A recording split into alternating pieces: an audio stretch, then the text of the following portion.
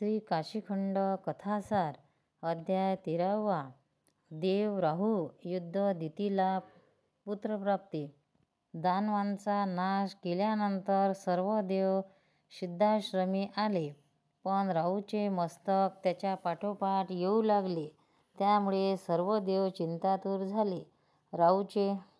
राहूने देवाचा नाश करण्यासाठी आपले भले मोठे तोंड पसरले व देवांना गिळंकृत करण्यासाठी वेगाने येऊ लागला.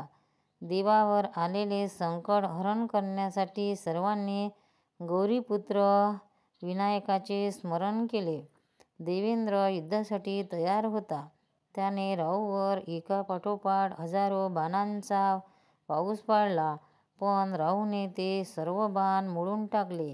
इंद्राने आपले हुकमी अस्त्र म्हणजेच वज्र बाहेर काढले. राहूवर उद्गारले. तेवढ्यात राहूने देवेंद्राच्या वाहनास धक्का दिला. त्यामुळे ऐरावत जमिनीवर पडला.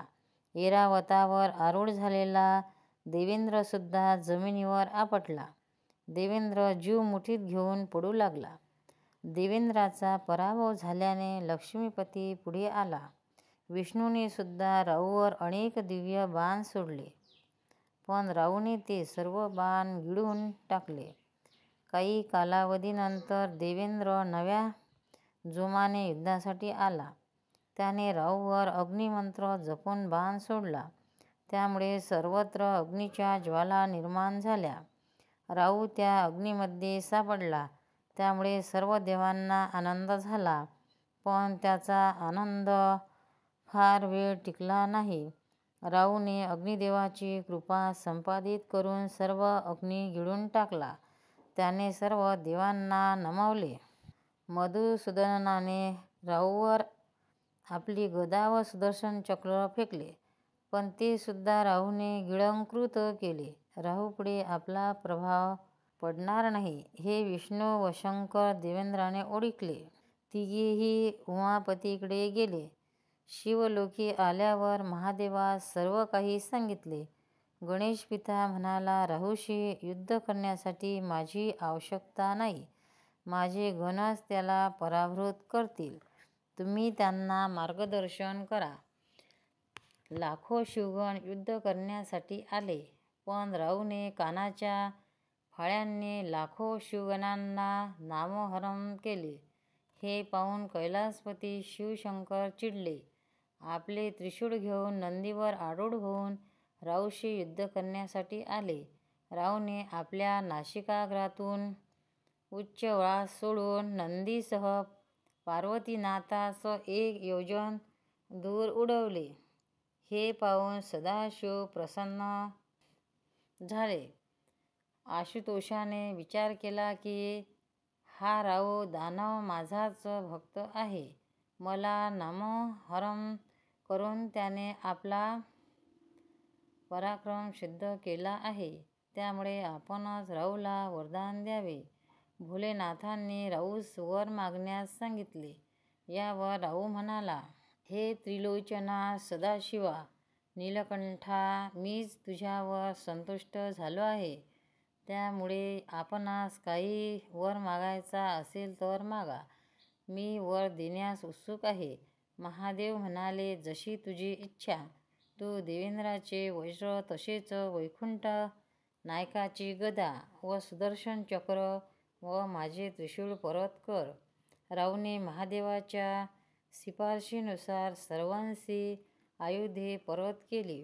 राहू महादेवास म्हणाला, आता तुम्ही मला वर द्या. सृष्टीच्या महत्त्वाचे घटक सूर्य व चंद्र माझ्याकडे द्या.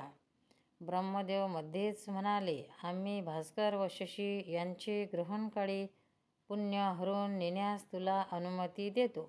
सूर्यचंद्राच्या वर देवदैत्याचाही सहवास असतो, त्यामुळे तू त्यांना नाहीसे करू नकोस. राहूने ब्रह्मदेवाची आज्ञा मान्य केली. देवर्षी भ्रमंती करत अरण्यात गेले. तेथे कोट्यावधी दैत्यांची प्रेते दिसली होती. सर्वत्र दुर्गंध येत होता. नारद मुनींनी दैत्यमाता दितीस तेथे नेले व म्हणाले, हे बघ, तुझ्या कोट्यावधी लेकरांना देवांनी यमलोकी पाठवले. मुलांचे मृतदेह पाहून दिती शोक आवरेना. नारद मुनींनी तिला धीर दिला व तप करण्यास सांगितले. महादेवाची आराधना करण्यासाठी ती पर्वतावर गेली. पर्वतावर तिने उग्र तपश्चर्या केली. तिची तपश्चर्या पाहून भोलेनाथ प्रसन्न झाले. तिने चंद्रशेखरकडे पुत्र प्रदान कर असा वर मागितला. उमानाथ म्हणाले, तो पती परमेश्वरा शरण जा, तुला सर्व पुत्र प्राप्त होतील. तिने आपल्या जीवनसाथीचे स्मरण केले. कश्यप तिथे आले. दितीच्या मनातले सर्व काही जाणले. काही मासानंतर दितीस डोळे लागले. 70 वर्ष उलटून गेली तरी दिती प्रसूत झाली नाही. इकडे देवर्षी इंद्रलोकात गेले व देवराज म्हणाले, सर्व देवांवर विजय मिळवणारा, त्रैलोक्य कीर्ती स्थापित करणारा असा पुत्र दितीच्या उदरी गर्भारूपाने वाढत आहे. तो जर बाहेर आला तर तुझे इंद्रपद ढळेल, तुला बंदिवासात ढकलून देईल. त्यामुळे 33 कोटी देवदेवतांमध्ये त्यांचा तुझा अपमान होईल. भविष्यकाळी तुला शांतती समाधान हवे असेल तर तू त्या बालकाच्या जन्मापूर्वीच नाश करून टाक. देवेंद्रास नारद मुनीची युक्ती पटली. देवेंद्राने 3 दासाचे रूप घेतले व दितीच्या गर्भाच्या वज्राच्या घाताने अनेक तुकडे केले. दितीने आपले दिव्य दृष्टीने सर्व काही जाणले. तिने लक्ष्मीपती श्रीहरी विष्णूला व सृष्टी निर्माणकर्त्या ब्रह्मदेवास बोलावून घेतले. तिने देवेंद्राचा लबाडपणा दोघांना सांगितला. यावर ब्रह्मा विष्णू म्हणाले, माते, देवेंद्राचा स्वभाव श्रीलंपट आहे. शिवाय तो खोटारडा आहे. आपले इंद्रपद अढळ राहावे म्हणून अनेकांना त्याने छळले आहे.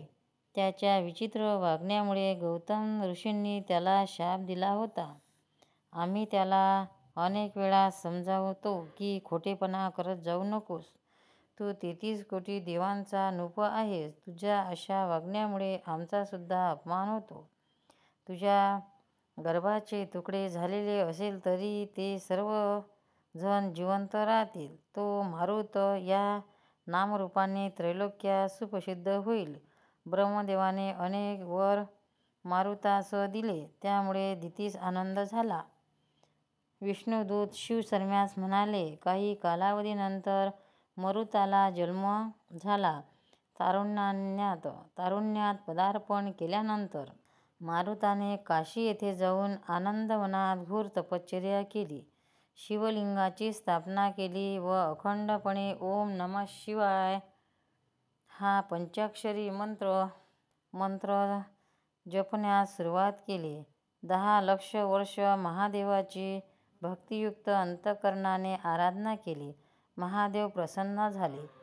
शंकराने मरुताला वर मागण्यास सांगितले. त्यावर मरुत म्हणाला, हे त्रिलोकदर्शी करुणाकरा जगद्वारा शिवशंभो, तुझे दर्शन झाल्यामुळे मी धन्य झालो.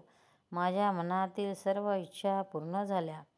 महादेव म्हणाले, वत्सा, तुझ्या मनातील भक्तिभाव पाहून मी आनंदित झालो. मी तुला गंधवतीपुरीचे अधिपतिपद देतो. तुला वायुकोणाचे राज्य मिळेल. तू जे शिवलिंग स्थापन केले आहेस ते पवनेश्वर या नावाने प्रसिद्ध होईल.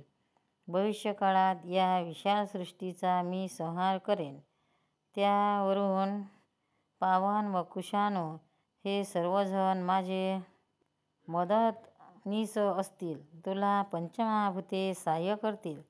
मी या पवनेश्वर लिंगाच्या स्थानी निरंतर राहीन. माझी कृपादृष्टी प्राप्त झाल्यामुळे इतर देवदेवतासुद्धा तुझ्यावर संतुष्ट होतील. असे म्हणून भोलेनाथ अंतर्धान पावले. जो शिवभक्त या अध्यायाचे पठण करेल किंवा श्रवण करेल त्यास शिवपार्वतीची कृपादृष्टी प्राप्त होईल. तसेच दीर्घायुष्य मिळेल. अनेक रोगातून मुक्त होईल. तसाच सोमनाथ, मल्लिकार्जुन, महाबळेश्वर, ओंकार, वैजनाथ, भीमाशंकर, रामेश्वर, नागनाथ, विश्वनाथ, त्र्यंबकेश्वर, केदारेश्वर, घृणेश्वर या 12 ज्योतिर्लिंगाचे दर्शन झाल्याचे पुण्य, त्र्यंबकेश्वराला 108 प्रदक्षिणा घातल्याचे, अत्यंत पवित्र अशा गंगा नदीत 100 वेळा स्नान केल्याचे, कुरुक्षेत्रात सुवर्णदान केल्याचे, प्रयागाजवळ मधमाग स्नान केल्याचे व वाराणसी काशी येथे राहिल्याचे पुण्य प्राप्त होते. शिवभक्तीस यश, लक्ष्मी, औदार्य, ज्ञान, वैराग्य, ऐश्वर्य व सर्व काही प्राप्त होते असे व्यासांचे वचन स्कंद पुराणात आहे.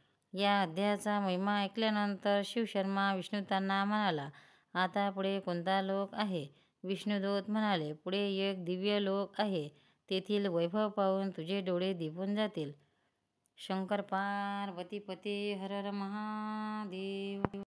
भक्तांनो, व्हिडिओ आवडल्यास व्हिडिओला लाईक करा, शेअर करा, सबस्क्राईब करा. तसेच बाजूला असलेल्या बेलवर क्लिक करा, म्हणजे याच्या पुढील सर्व व्हिडिओ तुम्हाला सर्वात आधी मिळत जातील. जय श्री कृष्ण.